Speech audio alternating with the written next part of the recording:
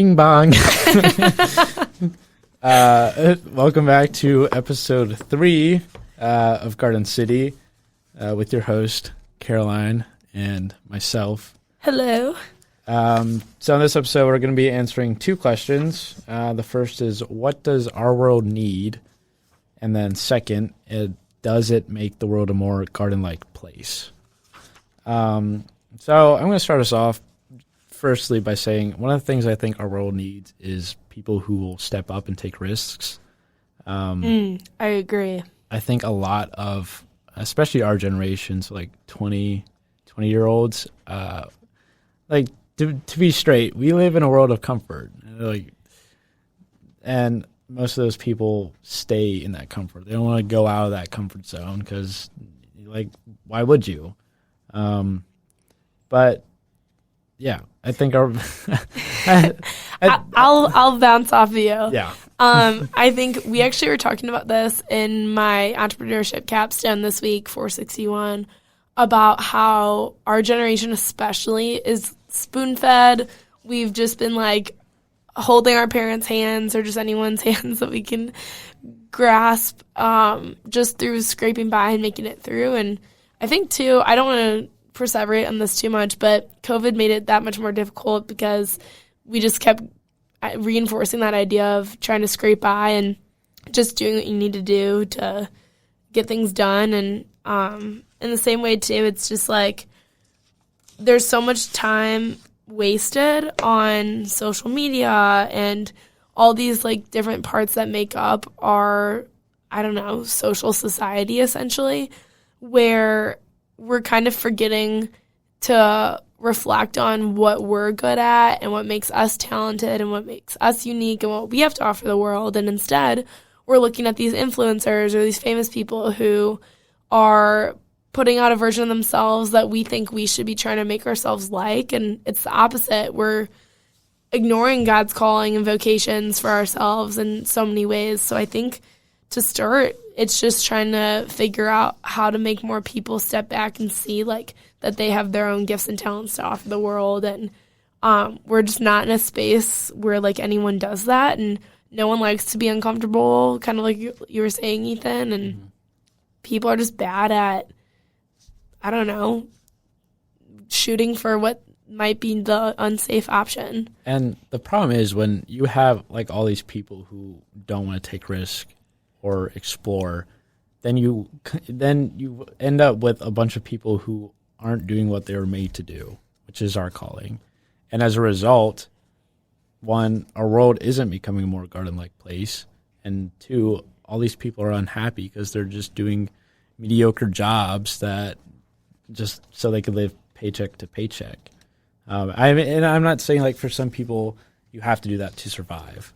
Like as we discussed in class, sometimes you have to chase monkeys.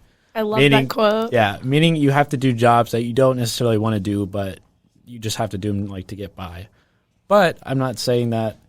I mean, yeah, we all have to chase monkeys in our lives, but there are some points in our lives where we have the ability and resources to take risks and explore what our calling is, and we need more of that.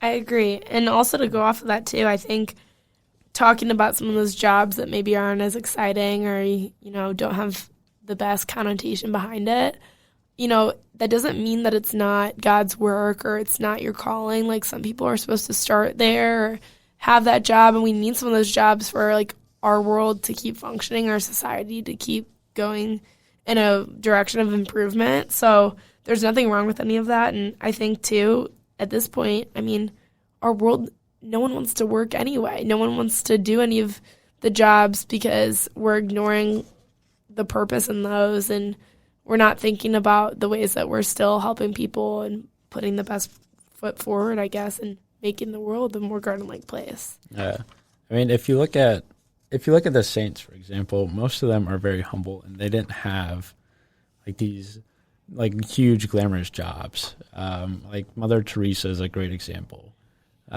She would literally like pick up people who are dying on the street and like just be with them, like be with them, love them, pray with them, just before they died. Like that is not in today's society, like a job that is looked upon as favorable. That just reminded me too to like go back on this same concept of how people are comparing themselves to others, and we're all trying to be someone we're not in a lot of ways. There's this poem by Mother Teresa, and we used to recite it at the end of every day of school. And the last couple lines, it goes through like, you know, all these different things that, you know, God calls us to do or calls us to be, and it says something like, you know, and at the end of the day, it was between you and God. It was never between you and them anyway. It really hones in on that fact that, like, we're supposed to focus on our relationship with God and what He is calling us to do and who He's calling us to be, which leads me to a question for you, Ethan. What do you think God is calling you to be or do as we are thinking about graduation in the next year or two? Yeah, good question. So for me, like as I said earlier, one of the things I find fulfilling is just having the ability to help people achieve, I guess, their dreams, what they want to do in life. And I find that super fulfilling. And right now my post-grad plans are to go into consulting, and I can definitely see the Lord using that because really what consulting is solving problems. And to answer the question of like, would it make a more garden-like place? I would say, yeah. Especially like when you bring the Lord into that career and just being able to like share with the coworkers or even clients. I think that's a golden opportunity to make the world a more garden-like place. What about yourself, Caroline? I think we're really similar in what we think we're supposed to do. I mean, I would say that we're probably somewhat similar people. But I actually went into Mark Lacker's office last week and kind of had a meltdown, to be honest, about the fact that I had this wonderful internship over the summer. The company culture was incredible. The people were amazing. But I cannot sit behind a computer and have like a situation where I felt like my gifts and talents of communication, leadership, you know, working with others, working in a team, being creative, I feel like I only got to use those at like a more minimal level. I don't feel like I was being fully utilized to like the best of my abilities.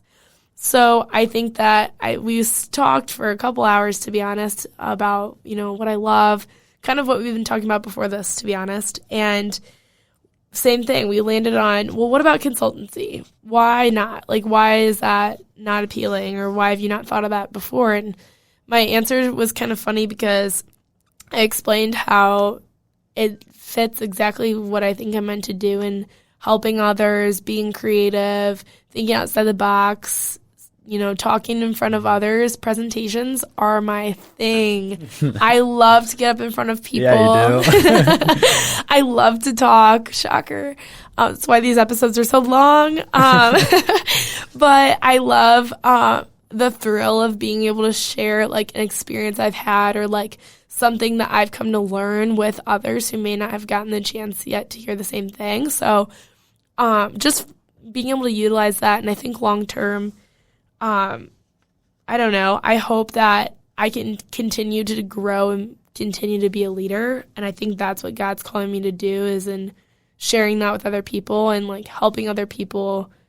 I don't know in what way, I'm not sure, but I hope I continue to have that theme throughout my career.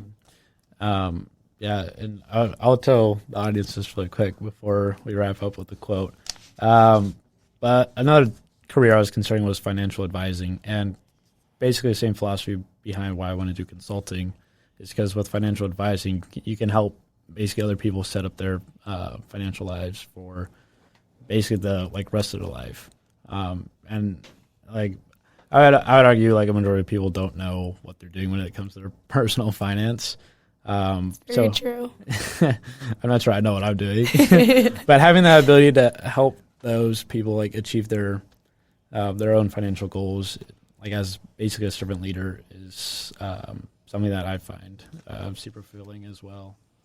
Yeah, I think servant leadership is definitely the theme of, I guess, where we both want to go, and making it a more garden-like place to that question. And with that, I'll leave us with a quote. It says, "But your calling doesn't need to be glamorous or hip or in style. For civilization to thrive, we need people to pick up the garbage in recycling bins and farm corn and mill lumber and make the beds for the hotel and deliver the mail. This is all good, honorable Adam and Eve work. And with that, thank you so much, and we'll see you in the next episode to talk about what are the doors open in our lives.